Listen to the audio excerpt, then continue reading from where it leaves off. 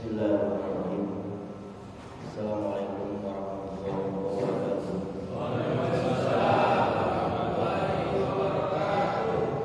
Alhamdulillah. Alhamdulillahilladzi ja'ala jam'ana hadza jam'an marhuman. Alladzi ja'ala jam'ana hadza jam'an mardiyan marhuman. Wassalatu wassalamu ala asyrafil anbiya'i wal mursalin. Sayyidina wa maulana Muhammadin wa ala alihi wa ashabihi ajmain, amma ba'd. Subhanaka la ilma lana illa ma 'allamtana innaka antal alimul hakim. Subhanaka la ilma lana illa ma 'allamtana innaka antal jawwadul karim. Hasbunallahu wa ni'mal wakeel, ni'mal maula wa ni'mal nasir. Wa la haula wa la quwwata illa billahil aliyyil azim.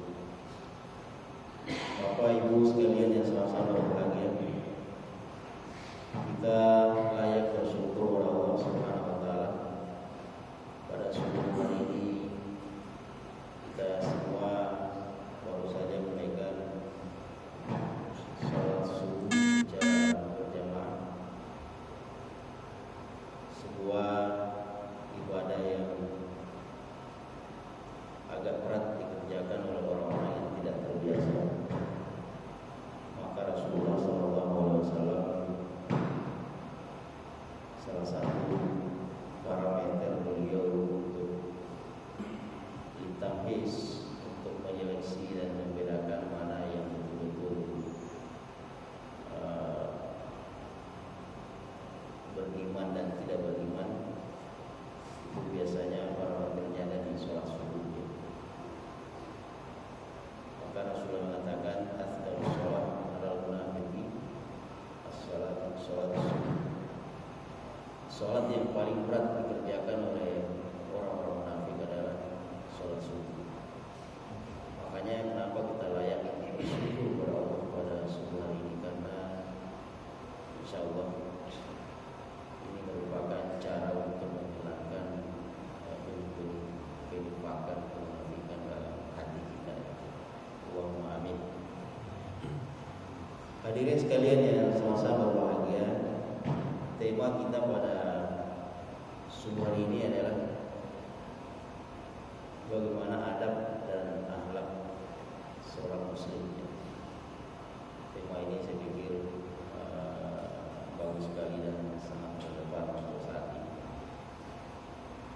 Ada satu hal yang harus kita pahami dulu untuk membangun paradigma kita, bahwasanya Islam secara garis besar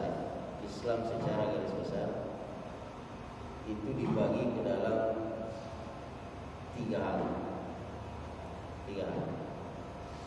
Yang pertama akidah, yang kedua adalah syariat, dan yang ketiga adalah akhlak. Inilah fondasi Islam ini. Dan kita kalau kembali ke Al-Quran dan hadis, tidak akan jauh-jauh dari tiga hal ini. Dan memang Islam itu fondasinya di sini. Jadi akidah, syariat, akhlak. Nah, akidah ini adalah tauhid. Ini hubungan kita dengan Allah, baik lisan, al-jawarih maupun hati. Hanya Allah dengan kita yang tahu di sini. Mau ada syirik atau tidak, kita yang lebih tahu bersama Allah Subhanahu wa taala. Makanya kata Rasulullah, kamu hanya mengatakan Islam tapi belum beriman. Artinya bisa saja kita mengatakan asyhadu alla ilaha illallah wa asyhadu anna muhammadar rasulullah, amantu billah, saya beriman kepada Allah, tapi di sini kosong. Banyak di hadapan Rasulullah itu mengatakan asyhadu alla ilaha illallah, asyhadu anna muhammadar rasulullah, tapi berakhir tragis di ujung kematiannya. Berakhir tragis karena ini yang bermasalah, akidahnya bermasalah, tauhidnya bermasalah. Kemudian yang kedua adalah syariat. Syariat ini biasanya juga disebut fikih, ya. Ini secara garis besar terbagi dua. ada fikih ibadah, ada fikih muamalah. Fikih ibadah ini tidak banyak. Kalau kita belajar masalah air, masalah wudu, masalah mandi junub, masalah sholat, zakat, puasa, haji dan umrah dan sebagainya, itu babnya sedikit sebenarnya, tapi ruang lingkup pembahasan Islam saat ini habis untuk itu. Ya Pak ya?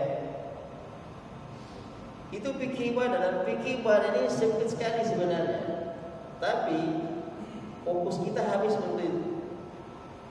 Umur udah segini baru belajar sholat, baru mau belajar ngaji, baru belajar tasbih. Nah, kapan kita membahas yang fikih muamalah ini yang lebih luas cakupannya? Kan kata Rasulullah jelas, muru auladakum bis-shalah lisab'i sinin. Perintahkan anakmu sholat di umur 7 tahun. Ini logikanya Pak. Berarti sebelum umur 7 tahun fikih ibadah ini udah tuntas, sudah selesai. Nah, fakta hari ini banyak masjid-masjid nggak tahu di sini. Itu baru belajar sholat, baru belajar ngaji, baru belajar tasbih di usia seperti ini. Artinya ada terlambat gitu. Nah, kapan kita mau membahas fikih muamalah ini? Sementara fikih muamalah inilah realitas sosial kita sesungguhnya. Mulai dari masalah pernikahan, masalah perbankan, masalah pasar, masalah politik, semua dibahas di situ. Nah, umat Islam saat ini pernah nggak membahas pasar dalam perspektif Islam atau tidak? Hari ini nggak ada. Islam itu hanya sebatas dalam masjid. Ketika sudah keluar dari masjid, nggak ada lagi Islam di situ. Makanya nggak ada lagi istilah Islam politik, nggak ada lagi istilah ekonomi Islam, itu nggak ada. Karena sekali lagi kita habis fokusnya di fikih ibadah ini. Padahal syariat Islam ini, fikih Islam ini luas sekali jangkauannya, dan bab fikih ibadah yang selama ini kita disibukkan oleh itu sedikit sekali sebenarnya. Dan itu mestinya tuntas sejak usia dini. Nah, itu yang kedua, syariat. Nah, yang ketiga yang akan kita bahas pada sore ini adalah akhlak. Inilah yang melengkapi dua hal yang di atas tadi. Satu, akidah, dua, tauhid. Ibarat rumah ini kan, masjid ini, fondasi masjidnya kan nggak bisa akan bangun kalau nggak ada fondasi, dan fondasinya itu adalah akidah tadi, tauhid. Mau sekeras apapun angin badai ini, kalau fondasinya kuat, insya Allah tahan masjid. Kemudian ini tiang-tiangnya ini adalah syariat tadi, fikih tadi. Nah, supaya masjid ini nampak indah dan sempurna, kasihlah atap, kasihlah dinding. Itulah disebut dengan akhlak. Itulah disebut dengan akhlak. Dan Islam berbicara tuntas mengenai masalah akhlak ini. Ada seorang ulama dari Suriah yang bernama Said Hawa pernah mengatakan, saya tidak akan pernah bisa membayangkan seandainya Islam mundur dari kancah peradaban dunia ini. Kalau di dunia ini tidak ada Islam, akan seperti apa umat manusia ini? Karena yang paling getol bicara masalah nilai kan Islam, iya kan? Islam. Yang bicara masalah narkoba, zina, jauh sebelum BNN itu muncul, Islam itu kan udah melarang hal itu. Itu nilai moral, akhlak. Makanya pemikir Islam tadi, Said Hawa mengatakan, kalau Islam tidak ada di permukaan bumi ini, bagaimana umat manusia ini habis? Ketika umat Islam sudah mondar-mandir masuk ke tandas itu, ke toilet, barat sana itu belum mengenal toilet. Mengenal toilet. Kapan si barat menemukan listrik itu, residensi? Kan baru 400-300 tahun yang lalu. Sebelum itu mana aja di mana? Tidak pernah muncul. Bahkan mengurus Islam sudah membahas itu. Jadi tidak usah mengajari Islam tentang bagaimana kita berinteraksi, bermuamalah dan lain sebagainya. Tidak usah, karena toilet aja dibahas. Islam itu dari toilet sampai negara tuntas pembahasannya itu. Apalagi kalau bicara akhlak. Akhlak itu 24 jam. Dari bangun sampai tidur kembali, itu akhlak semua. Nah, kalau Islam tidak ada di situ dan kalian ingin menyingkirkan Islam, jangan sampai kalian menyesal kalau Islam tidak ada di situ. Kalau Islam senantiasa diintimidasi dan lain sebagainya, jangan sampai menyesal kalau Islam tidak lagi hadir di panggung politik ini misalnya. Dulu kalau Pangeran Diponegoro tidak teriak Allahu Akbar, bagaimana orang menghadapi penjajah Belanda itu? Kalau nggak ada takbir misalnya kan.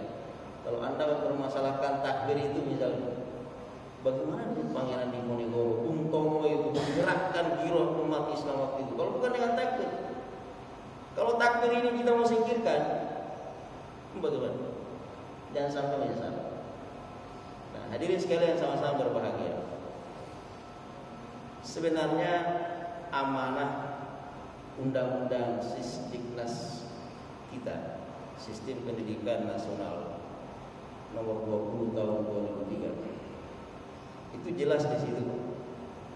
Tujuan pendidikan nasional kita adalah bagaimana mencetak generasi yang beriman, bertakwa, berakhlak karimah, mandiri, penuh tanggung jawab. Intinya karakteristik. Berkarakter. Cuma implementasinya di lapangan ini ada kebingungan, Pak. Karakter seperti apa yang diinginkan oleh pendidikan kita itu? Bingung. Standar nilai seperti apa yang diinginkan? Karena mereka tidak mau pakai Islam. Oh maaf, coba tengok di buku PPKN kita kan, Indonesia ini anak-anak kita yang sekolah di negeri itu. Coba lihat buku PPKN. Dan sekarang bukan lagi PPKN namanya, PKN. Gak ada lagi Pancasila di situ. Dulu masih PPKN, sekarang PKN. Pendidikan kewarganegaraan, bukan lagi pendidikan Pancasila. Nah, kalau Pancasilanya juga dihilangkan, semua nilai akan masuk di situ. Karakter barat masuk, karakter non-muslim masuk, karakter sekuler masuk, karakter liberal bisa masuk di situ. Kan bingung sekarang ini. Satu sisi, sistem pendidikan kita ini ingin melahirkan anak yang berkarakter, tapi di sisi yang lain, sampai di situ guru bingung karakternya seperti apa yang diinginkan di situ. Sama dengan Barat sekarang. Di Barat sekarang itu lagi tren dengan istilah pendidikan karakter. Maka muncullah istilah pendidikan karakter, pendidikan moral, pendidikan nilai. Cuma masalahnya standar seperti apa yang mereka inginkan. Bisa jadi LGBT nanti itu boleh. Oh maaf nih, praktek seksual dalam kelas itu suatu saat boleh di Barat sana. Ini coba. Dan itu sekarang banyak negara yang membolehkan. Judi boleh, ini boleh, ini boleh. Itulah standar nilai mereka. Nah, kalau Islam tidak hadir di situ, bagaimana dengan Islam? Karakter seperti apa? Makanya kata Allah, kata Rasulullah SAW, solusinya itu kan gampang aja, sederhana solusinya. Alaikum bisunnati wa sunnatil khulafa'ir rasyidin. Ikuti sunnahku dan sunnah khulafa'ir rasyidin. Dan kemudian pemikir Barat itu, salah satu tokoh pendidikan Barat itu, Asia Berlin, itu jelas mengatakan ya, kebebasan serigala itu harus membuat kambing itu meninggal. Kemudian pernyataan lain mengatakan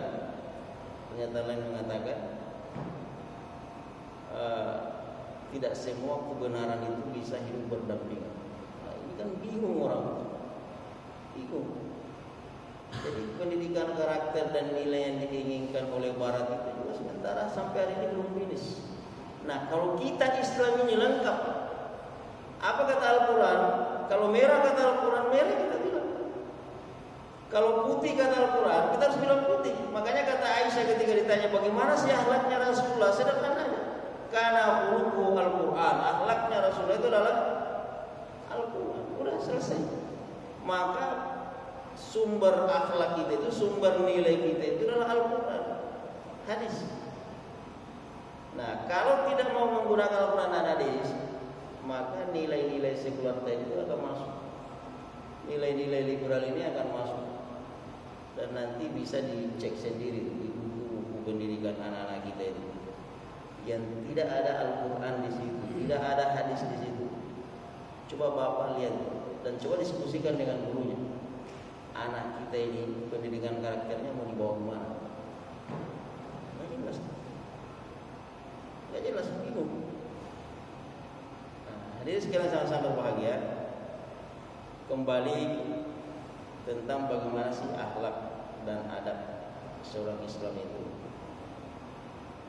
Intinya adalah 24 jam dari bangun sampai tidur itu akhlak. Masalah terkecil saja, toilet saja itu. Toilet itu ada akhlaknya, ada adab. Coba cari agama di dunia ini yang ada dalam kitab suci itu, yang ada dalam pembahasan kitabnya itu, babul khalaq misalnya. Dalam fikih kita ada bab adabul khalaq, bab yang membahas tentang adab toilet. Toilet dibahas. Toilet dibahas. Masalah tidur, masalah berhubungan badan dengan suami istri itu lengkap fikihnya, itu lengkap adabnya, ada aturan mainnya. Tidak ada, tidak dibahas. Karena kalau Islam tidak hadir di situ, kita akan seperti binatang. Oh maaf. Kapan ada sesuatu dan nilai dan tidak ada Islam hadir di situ, kita akan dipandu oleh akal dan nafsu ini, dan itu sangat terbatas kan. Bisa jadi sopan menurut orang Sumatera Barat, orang Jawa juga bilang belum tentu sopan.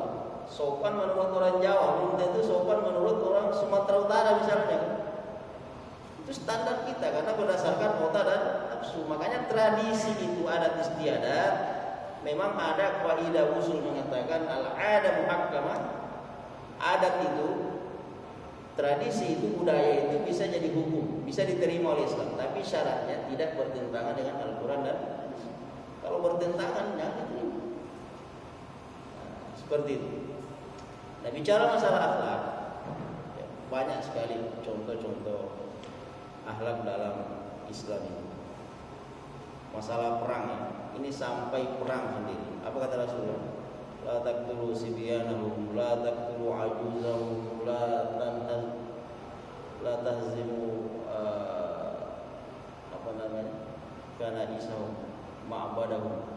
Kalian kalau berperang jangan bunuh anak kecil mereka, jangan bunuh perempuan mereka, jangan bunuh orang tua mereka, jangan menyentuh gereja mereka, jangan menyentuh sinagog mereka, tempat-tempat ibadah mereka. Wala taqta'u asjarum, jangan memotong, jangan merusak pohon-pohon mereka. Itu perang. Dalam kondisi perang saja, bayangkan akhlak Islam itu. Dalam kondisi perang saja, itu pohon daun itu dilarang oleh Rasulullah untuk dipotong, tidak boleh ya. Artinya kalau memang mereka melawan cukup dibunuh dan bunuh pun tidak boleh sadis banget. Tidak sampai berlubang ini sampai ke belakang.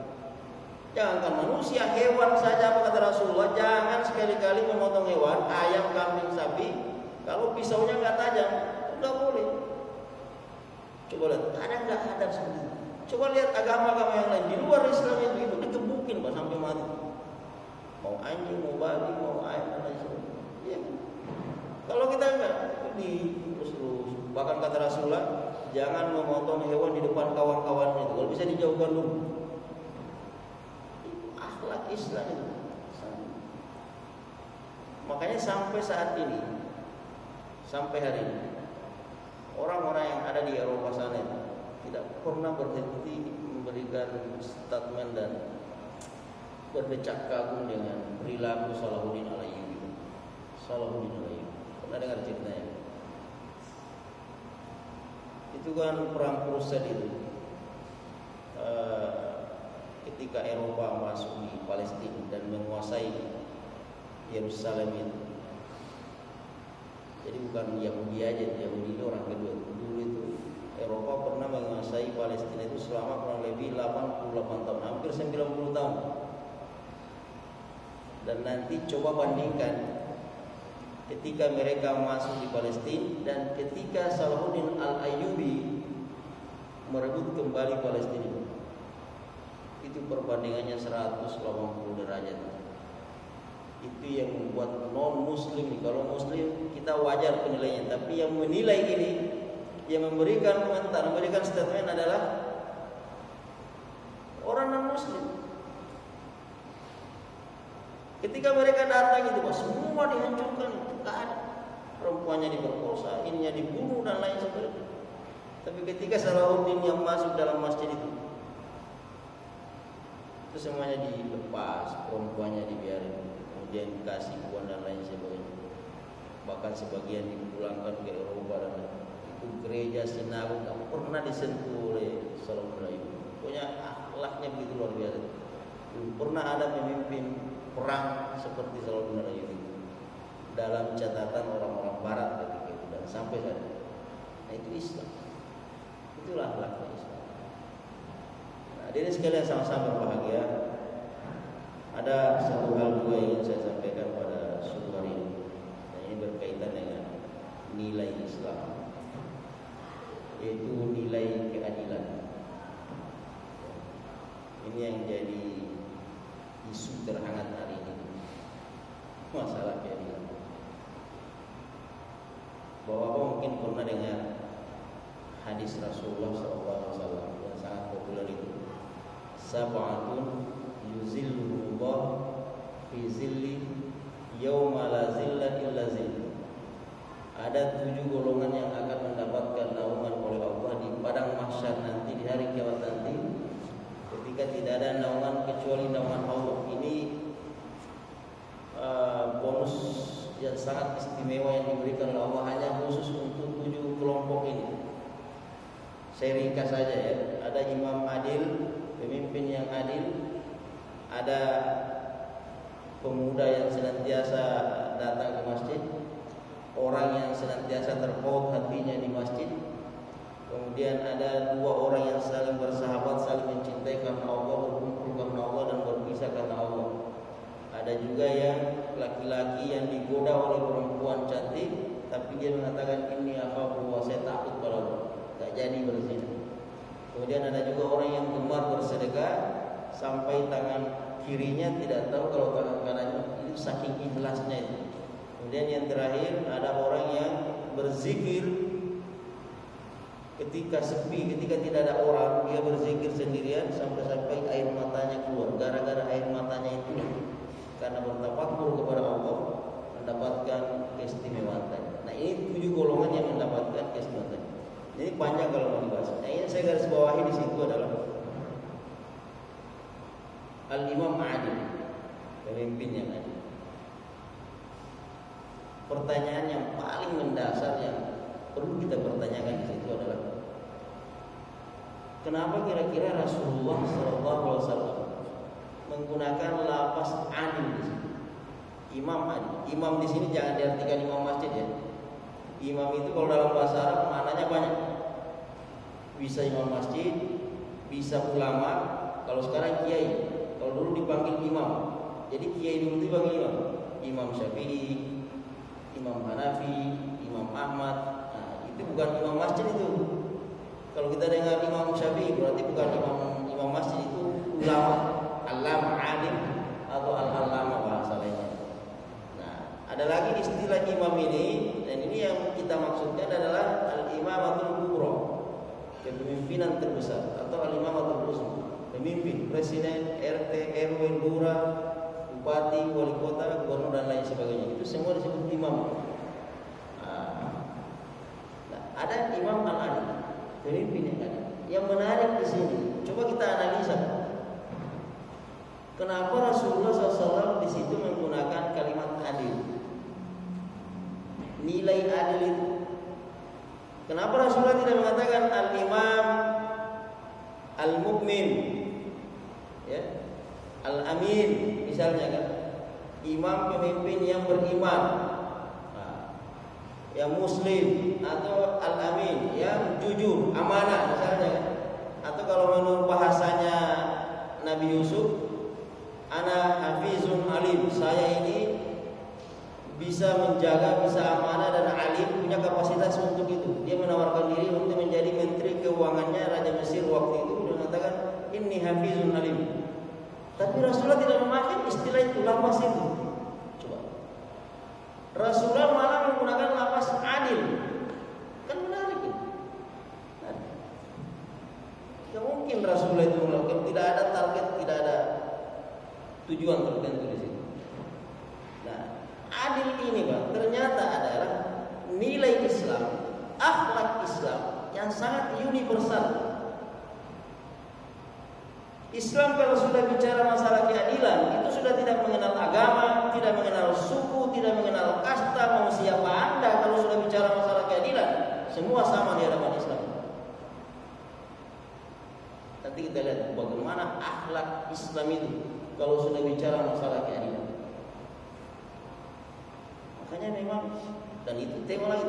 Kalau kita analisa hadis ini dahsyat sekali. Lagi-lagi Rasulullah menempatkan Imam Adil ini berada di urutan pertama nih. Nomor 1. Ini sekarang enak ngomong nomor. Kalau kemarin agak sensitif ngomong 1, 2 dan 3. Kalau sekarang udah pemilu udah lewat, bebas kita ngomong. Nah, Rasulullah SAW, coba lihat analisa di situ. Kenapa imam ini berada di nomor 1? Padahal ini kan amalan luar biasa tadi. Anak muda, orang yang bersedekah, orang yang berzikir dan lain-lain. Tapi kenapa Imam Adil ini justru berada di urutan pertama? Nah, kata ulama kita, Rasulullah menempatkan Imam Adil ini di urutan pertama karena kalau imam ini sudah adil, ini yang lain ini gampang didapatkan. Gampang untuk menemukan anak muda itu hadir di masjid. Kalau pemimpinnya bagus, gampang. Makanya kata Rasulullah, an-nas ala dini muluki. Masyarakat, keluarga tergantung kualitas agama pemimpin. Kalau RT kita maaf kalau ada RT di sini, contoh aja. Kalau RT kita bagus, lurah kita bagus, camat kita bagus, wali kota kita bagus, penuh masjid ini, Pak. Penuh masjid ini. Berapa sih anggaran yang bisa dikeluarkan sekedar untuk beli sepeda misalnya? Kemudian kita janjikan sama anak-anak itu, siapa anak-anak yang datang ke masjid sholat subuh, kita akan kasih sepeda itu. Kasih berapa itu? Dibanding output yang luar biasa akan dihasilkan. Tapi kan nggak semua berpikir ke sana itu. Nggak semua. Nah, kembali ke pemimpin adil tadi. Kenapa Rasulullah SAW menggunakan istilah adil? Karena keadilan ini nilai akhlak yang sangat universal sekali. Meskipun Anda Muslim, kalau Anda tidak jujur berdagang, orang akan meninggalkan Anda. Anda non-Muslim, kalau bermuamalah dengan amanah, jujur dan adil, tidak ada manipulasi di situ, orang akan mengejar Anda. Itu rumusnya. Makanya Allah sangat mencela perbuatan dalam Al-Quran. Wailul lil mutaffifin. Kalau ada pedagang yang tidak adil, ada bisnismen yang tidak adil, itu ancamannya luar biasa. Kembali ke adil, ini nilai yang sangat dahsyat sekali dalam Islam ini. Coba kita tengok, ketika Rasulullah SAW berada di Mekah dan memerintahkan para sahabat keluar dari Mekah, pertanyaannya adalah, apakah Rasulullah keluar dari Mekah itu? Apakah karena penduduknya musyrik semua? Apa karena penduduknya gara-gara kekafiran, gara-gara kemusyrikan Rasulullah keluar dari Mekah? Ini pertanyaan mendasar. Coba kalau kita kaji sirah Nabawiyah itu, ini menarik nih. Apakah ketika para sahabat itu hijrah ke Habasyah, hijrah ke Madinah, apakah gara-gara penduduk Mekah musyrik, non-muslim? Itu pertanyaan. Apakah gara-gara itu? Bukankah Habasyah itu juga non-muslim? Kristen semua di sana. Kalau gara-gara kemusyrikan dan non-muslim ini, gak mungkin Rasulullah malah pergi ke Ethiopia, ke Habasyah, non-muslim juga di sana. Bukan karena itu Rasulullah itu meninggalkan Mekah bukan karena kemusyrikan, bukan karena non-muslim, bukan. Tapi ada kezaliman di situ. Tidak ada lagi keadilan yang didapatkan oleh Rasulullah di kota Mekah itu. Tidak ada. Makanya ketika Rasulullah SAW memerintahkan para sahabat ini pindah ke Habasyah, apa kata Rasulullah? Intaliqu izhabu fa inna biha malikun. la yuzlamu fihi ahad. Silakan bergegas, pergi ke Habasyah di sana itu, pergi ke Ethiopia di Afrika, karena di sana ada seorang raja yang tidak pernah menzolimi rakyatnya. Itu Pak, nilai keadilan itu. Di sana non Muslim, tapi karena di sana ada keadilan, Rasulullah datang ke sana. Para sahabat pindah ke sana. Jadi kuncinya itu, di mana ada keadilan, di situ akan orang berkumpul. Dan logikanya, di mana ada kezaliman, itu akan ribut terus di situ. Akan ribut terus. Akan ribut terus. Makanya susah mencari pemimpin adil ini. Berat. Inilah model pemimpin yang kita rindukan hari ini. Makanya berada di nomor 1. Dan makanya pemimpin adil ini nanti mendapatkan naungan. Apa kata Rasulullah SAW? Rasulullah pernah bersabda begini. Ini masalah keadilan. Man qatala mu'ahadan aw zimmiyan falam yarih raihatal jannah. Ini jelas dari Rasulullah. Siapa yang membunuh orang muslim, yang membunuh non muslim, kafir zimmi, kafir mu'ahad, tidak akan pernah bisa mencium bau surga itu. Ini muslim membunuh non muslim. Coba bagaimana adalahnya Islam itu, bagaimana keadilan Islam itu. Ini nilai, ini akhlaknya Islam.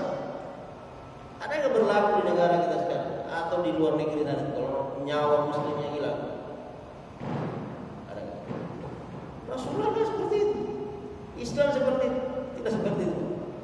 Rasulullah tadi man qatala mu'ahadan falam yari, katanya siapa yang membunuh ya non muslim, kafir zimmi dan mu'ahad itu tidak akan bisa mencium bau surga itu. Itu jelas. Ada lagi satu kasus. Itu pernah ada seorang perempuan Makhzumiyah. Makhzumiyah ini suku kabilah terhormat. Kebetulan ada seorang ibu-ibu emak-emak perempuan mencuri, korupsi dia, mencuri. Nah,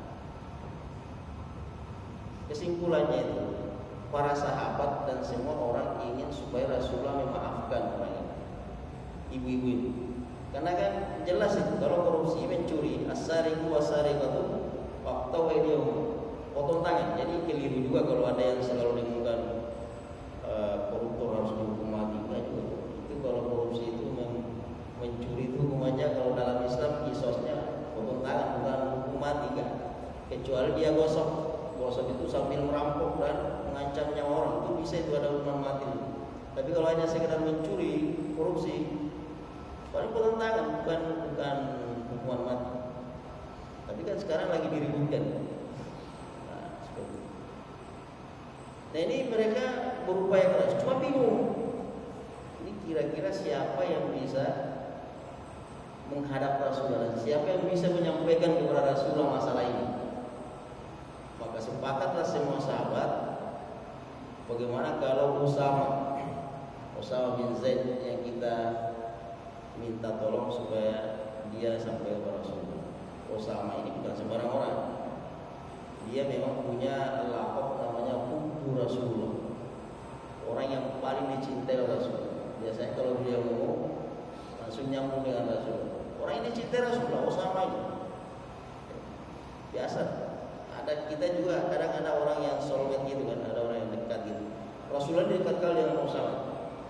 Akhirnya Usama ini menyampaikan permintaan masyarakat supaya ibu ini jangan dikisos, jangan dipotong tangannya.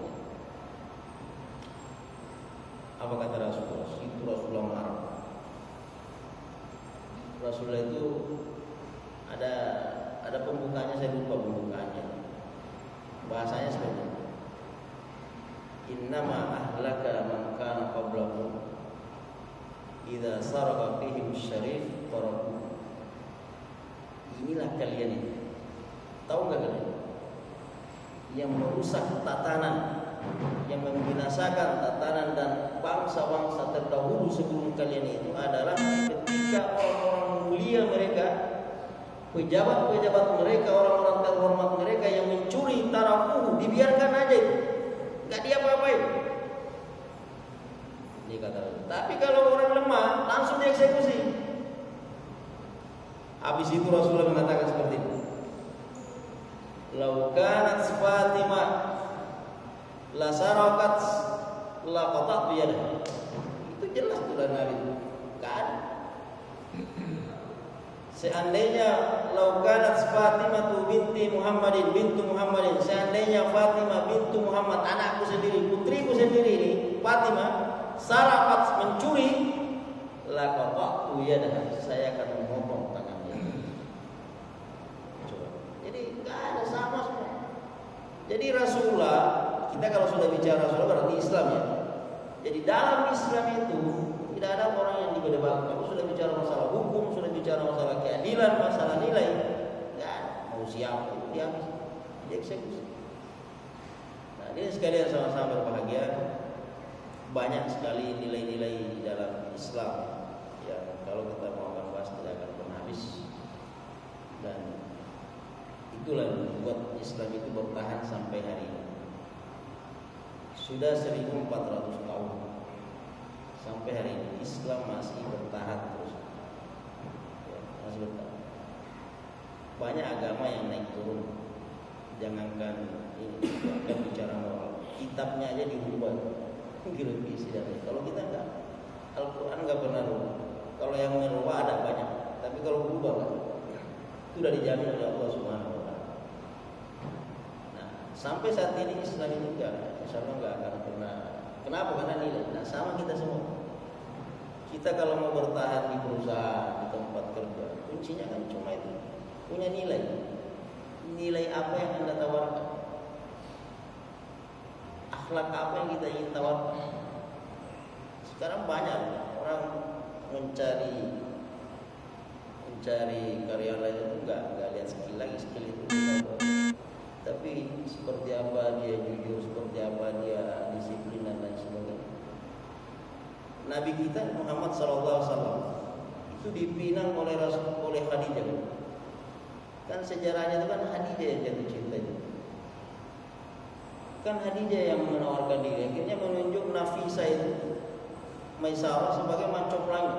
Datangi Muhammad, mau enggak dia menjadikan saya sebagai istrinya gitu. Apa yang dilihat Khadijah itu?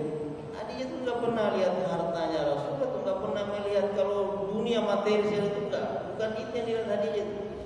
Apa yang membuat orang-orang kepincut ingin menikah, ingin menjadikan Muhammad ini sebagai suaminya? Nilai, akhlak itu, moral itu, adab itu. Rasulullah itu jauh sebelum ini itu kan sudah digelari Al-Amin itu. Al-Amin. Dan Rasulullah enggak pernah minta. Rasulullah enggak pernah tampil di mimbar dan mengatakan saya lah Al-Amin. Itu orang yang berikan gelar itu. Masyarakat yang memberikan gelar Al-Amin, orang yang sangat terpercaya. Dan ketika Khadijah mengetahui Muhammad itu ketika berbisnis, berjualan dengan penuh kejujuran dan amanah, apa kata Khadijah? Inilah yang saya cari-cari selama ini. Khadijah itu kan